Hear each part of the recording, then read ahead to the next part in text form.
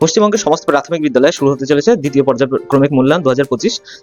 আজকে আমরা আলোচনা করব অঙ্ক সম্পর্কে প্রাক প্রাথমিক শ্রেণীর। তো সেখানে দেখতে পাচ্ছি যে প্রশ্নে কি রয়েছে, প্রশ্নটা তোমাদের সামনে রয়েছে, এখান থেকে তোমরা দেখে নেবে কি কি করতে হবে। প্রথমে এগুলো গুনে গুনে বাংলা এবং ইংরেজিতে সংখ্যা লিখতে হবে শুধুমাত্র, তারপরে এগুলো লিখে দেবে। প্রত্যেকটা আমাদের উত্তর করাই আছে, তোমরা শুধু দেখে নাও। এরকম টাইপেরই তোমাদের বাড়িতে প্র্যাকটিস করতে হবে, প্রশ্ন এরকমটাই আসবে, হয়তো এটাই চলে আসতে পারে।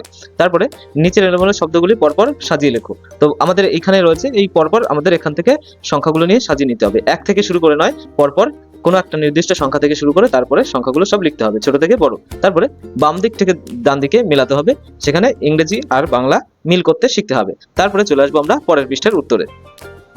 এরপরে দেখতে পাচ্ছি বলা আছে আগের পরের ও মাঝের সংখ্যা বসাও। আগের পরের মাঝের সংখ্যা বলতে 40, 41, 42। 38-এর পরে 39 আসে, সেটা লিখতে হবে। 44-এর আগে এটা দেওয়া থাকবে, এটা আমাদের ড্যাশের জায়গায় লিখতে হবে। 43 আসে, সেটা লিখতে হবে। তারপরে ইংরেজিতে 21, 22, 23, 35, 36 আর 39-এর আগে আসে 38, এভাবে লিখে নিতে হবে। সবচেয়ে ছোট সংখ্যায় গোল করতে হবে, একটা করে দেওয়া আছে, সবচেয়ে ছোট সংখ্যায় গোল করে দেওয়া আছে।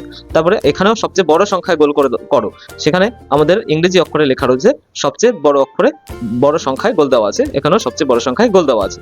তারপরে এখানে ছোট থেকে বড় হিসাব করে সাজাও। আমরা জানি ছোট সংখ্যাটি আগে আসে এবং বড় সংখ্যাটি পরে আসে, সেই অনুযায়ী আমরা এই সংখ্যাগুলোর মধ্যে কতগুলো সংখ্যা দেওয়া থাকবে, এই সংখ্যাই থাকতে হবে এমনটা নয়, এরকম টাইপের যে সংখ্যাগুলো থাকবে পরপর আমরা মিলিয়ে নেব এবং সেগুলো পরপর সাজিয়ে লিখবো। এইভাবে আমরা সাজিয়ে দিয়েছি, তোমরা এই প্রশ্নগুলো প্র্যাকটিস করে নেবে এবং আশা করি চ্যানেলটি সাবস্ক্রাইব করে দেবে যাতে পরবর্তী প্রশ্নগুলো তোমরা পেতে পারো। ধন্যবাদ।